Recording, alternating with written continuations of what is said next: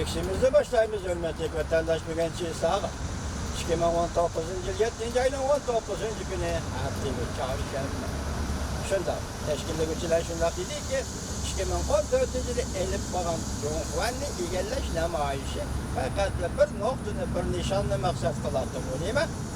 Şangağda umumi sayılanma kolgu keltirmiş. Kolgu keltiren mi da? Şükür kılgı şunda da var.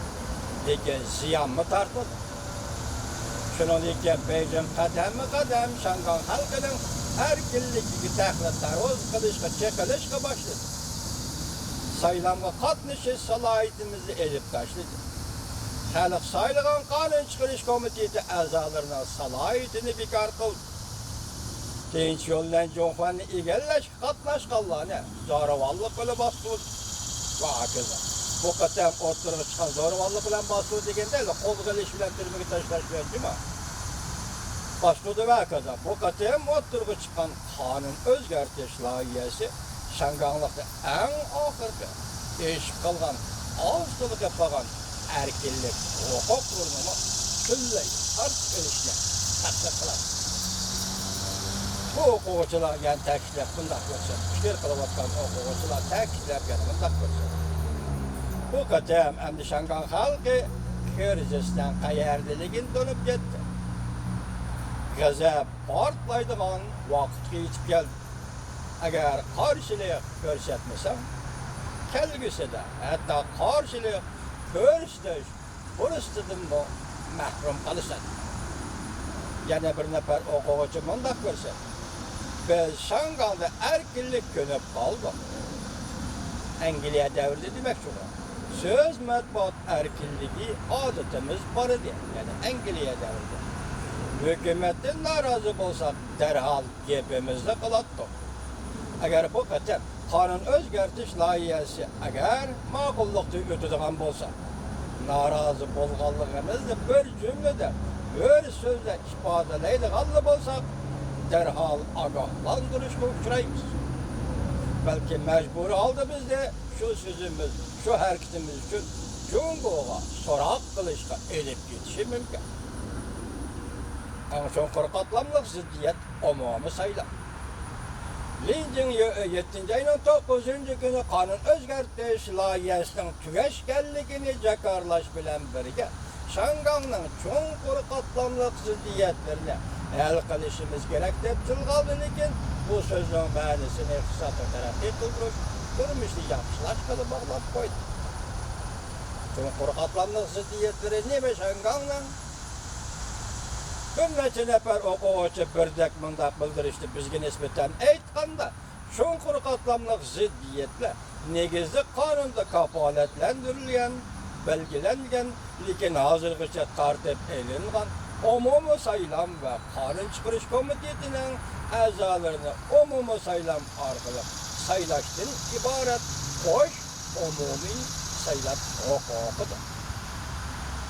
Bu yaşı gitmiyorlar dediği gibi ne gizli yetmemiş yedi. Ulamındaki işte. Şangan halkı saylap vermegen memuriyet başlığı ve kanun çıkırış komitetinin azaları Şangan halkına mesul bulanmaydı.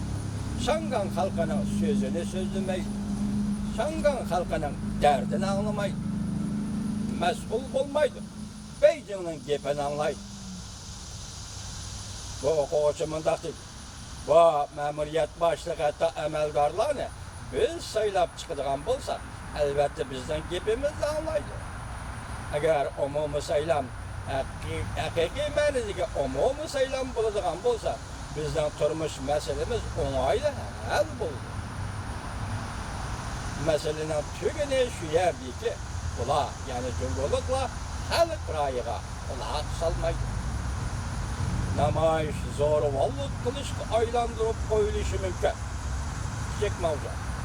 7. ayda bir kaç kıtımlık namayıştan keyin kelip kalgan namayışçılar yani namayış meydanında kelip kalgan namayışçılar. Sakçılar mecburi meydan tazılaş elip verip sakçılar bilen bu namayışçılar oturusu dokunuş peyda kılıp namayışçılar yaralandı. Nurgun kişiler kol verildi. Lekin sakçı taraf ve hükümet namoyishchilar zo'ravonlik qildi deb ayblashdi. Namoyishchilarga ortiq qo'ydi. 7-aydan 1-kun namoyishchilar soqchilar tuyuqsiz chekingandan keyin qonun chiqarish komitetini bir qancha soat egallab oldi. Garchi soqchilar muvofiq qonun ijro qilamiz deb turibsizmi? Yani 7-ayning 7-kuni, 7-ayning 13-kuni Shangshuda soqchilar maydon tozalash jarayonida zo'ravonlik ishlatdi. Namoyishchi omini va matbuot muxbirlarini o'rinsiz qo'g'lab chiqadi. Shotiyanda o'tkazilgan namoyishda soqchi namoyishchilar bir to'qinishda soqchilar yana bir qatam yo'llarni qamal qilib, namoyishchilarni majburlab maydonga kirgizdi. Natijada soqchilar bilan namoyishchilar o'rtasida to'qinish yuz berib, ko'p kishilar yaralandi. Jumladan 10 necha nafar soqchi yaralandi. Tahlilchilar bunday hisobladi. Soqchilarning maydon tozalash maqsadi zo'ravonlikning o'tirg'i chiqishini ko'zlashdan iborat. Bunday bo'lganda xalq ra'yida burilish hosil bo'lib, namoyish qilishga ta'sir ko'rsatdi. Ya'ni zo'ravonlik yuz bergan emas. Agar bularning biror yerimi namoyishchilar qatorida zo'ravonlik qiladigan bo'lsa, zo'ravonlikni xohlamaydigan Shangan xalqi namoyishda qo'llash va namoyish chiqishda ra'yida yuz berishi. Hozir bu yerda qarasangiz mushkulgacha Shangan xalqi zo'ravonlik ishlatgan yo'q. Namoyishchilar zo'ravonlikka berilgan yo'q. Soqchilar o'zi qasddan chiqilib bu namoyishchilarni zo'ravonlik qilishga majburladi. Tuandanlar.